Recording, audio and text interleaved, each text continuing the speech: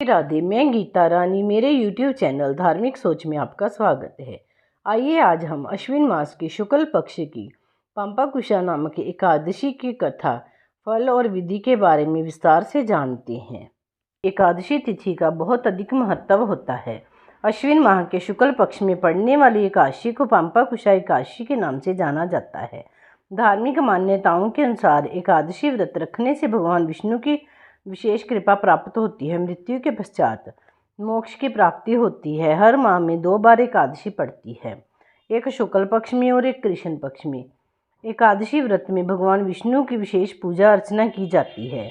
एकादशी व्रत वाले दिन व्रती को एकादशी व्रत का पाठ जरूर करना चाहिए। ऐसा माना जाता है कि व्रत कथा का पाठ करने से भगवान विष्णु की कृपा से सभी मनोकामनाएं पूर्ण हो जाती हैं और मृत्यु के पश्चात मोक्ष की प्राप्ति होती है और समस्त पापों से मुक्ति मिलती है।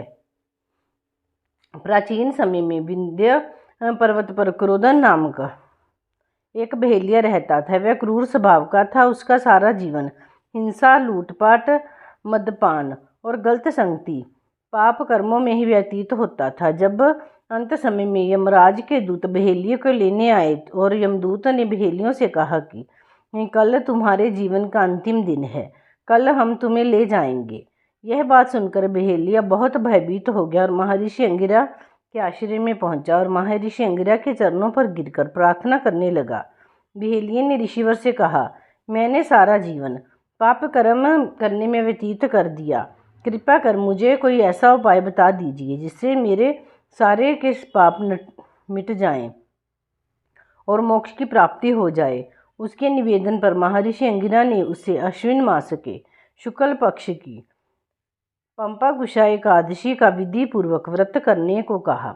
महर्षि अंगिरा के कहे अनुसार उस बहेलिये ने यह व्रत किया और किए गए सारे पापों से छुटकारा पा लिया और इस व्रत पूजन के बल से भगवान की कृपा से वह विष्णु लोक को गया।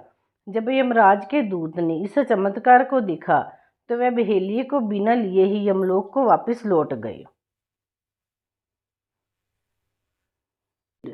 कहने लगे कि हे भगवान, अश्विन शुक्ल एकादशी का क्या नाम है? अब कृपा करके इसकी विधि तथा फल कहिए। भगवान श्री कृष्ण कहने लगे कि हे युधिष्ठिर, पापों का नाश करने वाली इस एकादशी का नाम पंपाकुशा एकादशी है। हे राजन, इस दिन मनुष्य को विधि पूर्वक भगवान पद्मनाभ की पूजा करनी चाहिए।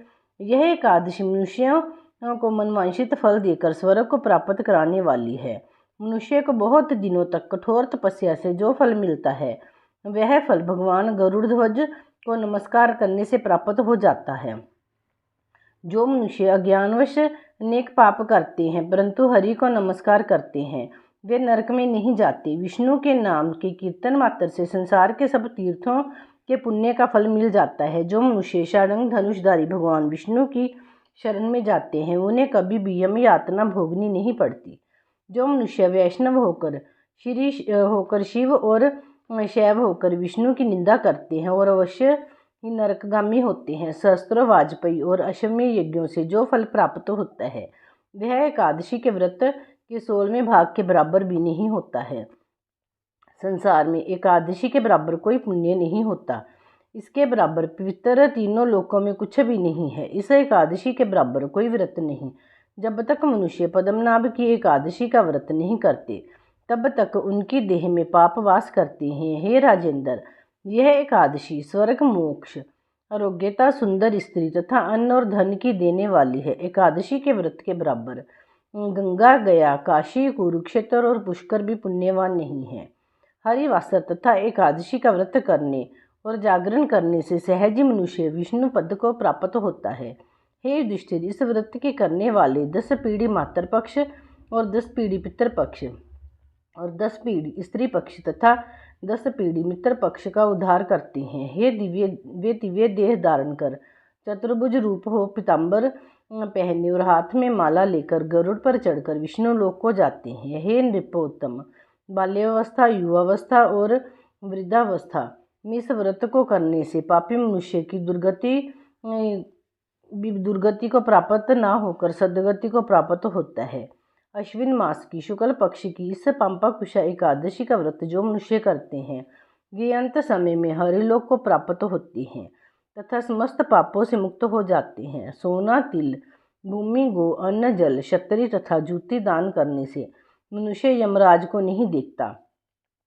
जो मनुष्य किसी प्रकार के पुण्य कर्म किए बिना जीवन के दिन व्यतीत करता है, वह लोहार की भट्टी की तरह सांस लेता है और वह निर्जीव के समान ही है। निर्धन मनुष्यों को भी अपनी शक्ति के अनुसार दान करना चाहिए तथा धनवानों को सरोवर, बाग, मकान आदि बनवाकर दान करना चाहिए। ऐसे मनुष्य को यम का द्वार नहीं देखना पड़ता तथा संसार में दीर्घायु होकर धनाढ्य, कुलीन और रोग रहित रहते हैं। एकादशी महारानी की जय। श्री विष्णु भगवान की जय।